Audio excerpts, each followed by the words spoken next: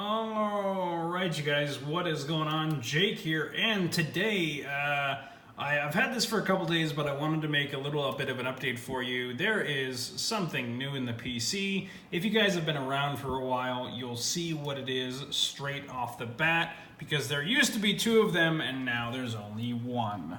That would be the GTX1070 Founders Edition. Now, a couple friends of mine kind of gave me a lot of hell for not getting a 1070 Ti.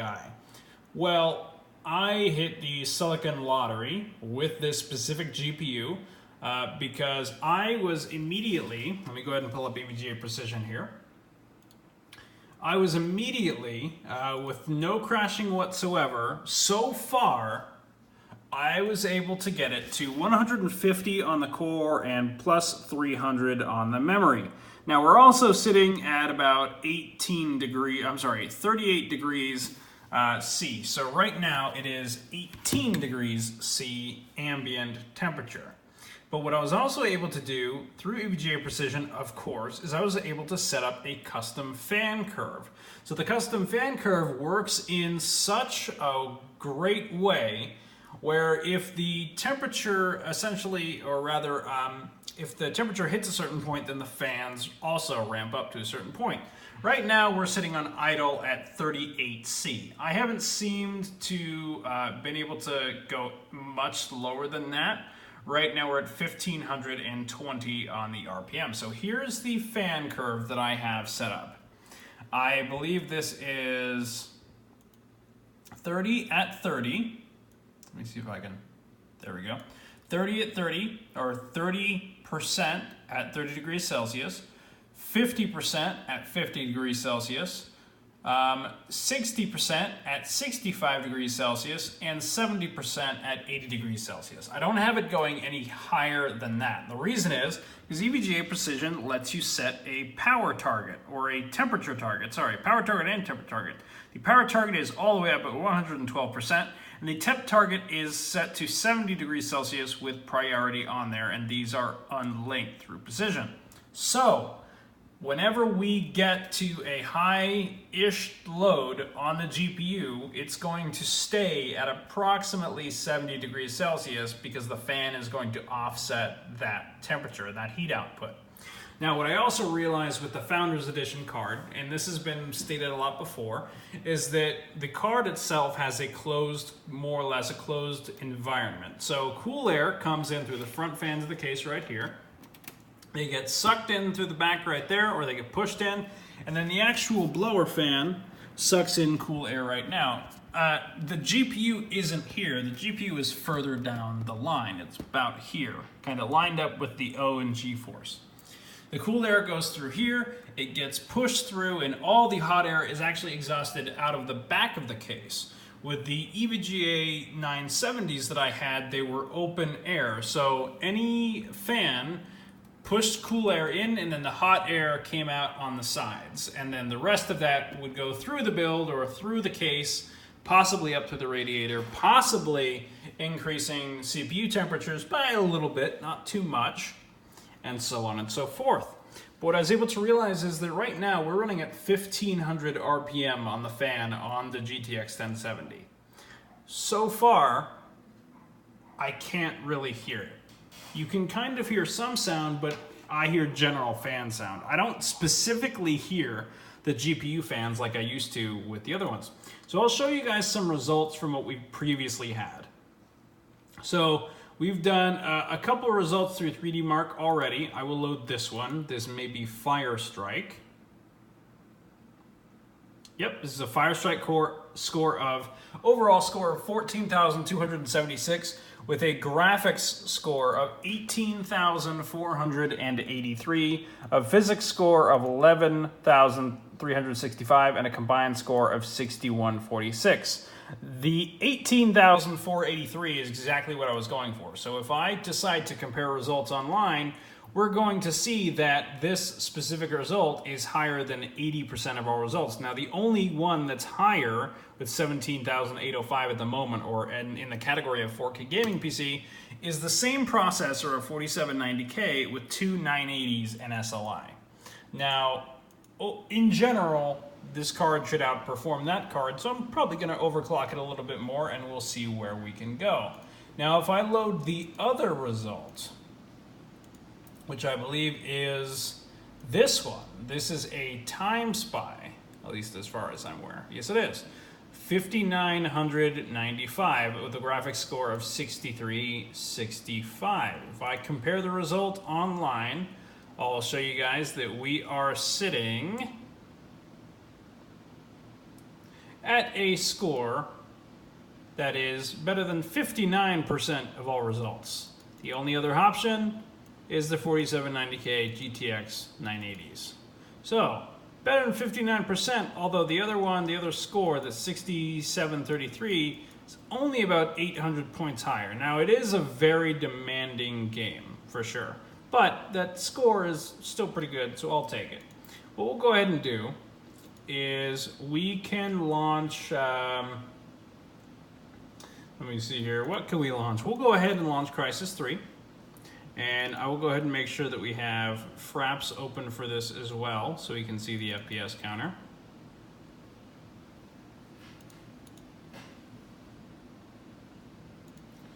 So once Origin loads, minimize Fraps. We'll go ahead and get into Crysis 3, and obviously, of course, Crysis 3 is running on the very high spec. That hasn't changed from the 970. It's always been on the very high spec. Rather from the 970s, because there were two of them. And of course, this 1070, by the way, does have 10 gigs of GDDR5 memory. So, of course, we're at 1506. Now, originally, when I first got this card, the base clock is 1506. The boost clock is apparently 1683. Without overclocking it one tiny little bit, the boost clock jumped up to 1868. Now, after overclocking it so far, with this current overclock, I've been able to get to a score, or rather a clock speed of 2025 megahertz, with still the 4303, you can see right there, on the memory. So of course, while Crysis 3 is opening up, we're going to see a little bit of a change in load and clock speed and fan speed by a couple RPM. It's going to fluctuate. Once we actually jump in here, we don't need to start a new game, but we can do anything here. Let's see. Let's go ahead and do campaign. We'll do load. We will select Gods and Monsters. That's a pretty good one. So here we are, 47 FPS on the menu. It's not important. Anybody who looks at menu FPS is not looking at the right thing. So we're going to go ahead and get in here. Initializing. Should be done in a moment. Again, we're on the very high spec. No settings have been changed. Enter. 90, 100. Oh, this is one of the final missions, I believe. This is one of the final missions. It's very. Oh, that's the Alpha Zev actually. Okay. All right. Yeah. So I'm shooting with a pistol. That's not a good idea. So either way, very consistent 100 FPS here. I'll jump around a little bit. I'll jump into air stomp because why not? See if the FPS changes. Jump around a little bit. I'm still down here. I'm actually safe down here, but this is a very good spot because it's a very graphically intensive game because it looks so good. And 119 still, 120. It's not changing much. Even if I jumped up there, it's not changing much. So let's see if we can load a different one here. So 2025, just for a second, it jumped right back down to 1506 because it's not noticing too much of a 3D load. About 51 degrees Celsius right now. Let's go, oh no, sorry, I didn't want multiplayer. I didn't want that. Let's go back, We'll do campaign, load, and let's do post-human. Post-human's very good. Again, 48 FPS on the menu. Not something that's important to anybody, or it shouldn't be important to anybody. We'll go ahead and get back to this. Hit enter to load the game. We'll see the temperature and the load rise again. 2025. Here here we are. 60s, 70s, 100s, 80s, 70s.